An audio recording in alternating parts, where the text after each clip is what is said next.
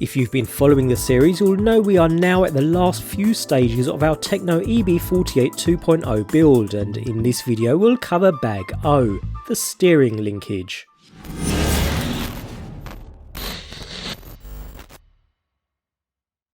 Bag O is a very simple and straightforward addition to the buggy, and with only a few parts in this bag, well in comparison to previous bags anyways, there's really not much to do here, so we'll get stuck straight in. We begin by taking the centre steering linkage and, just like we did with the turnbuckles, proceed to thread into a rod end, and then repeat on the opposite side. The aim here is to get both rod ends installed with a 1mm gap in between. Use a caliper or a handy actual size diagram in the manual to be as accurate as possible here.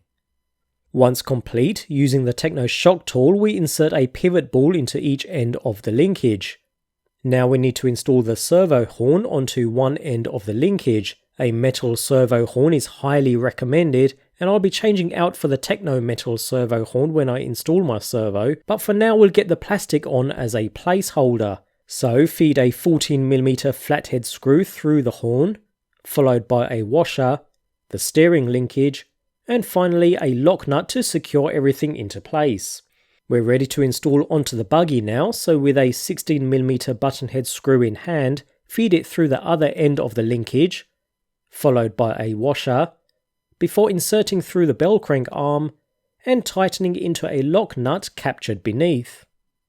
And that's pretty much it for this kit bag. Note, when installing a servo, the servo horn should be parallel with the steering bell crank, so the horn won't fit completely straight on the servo.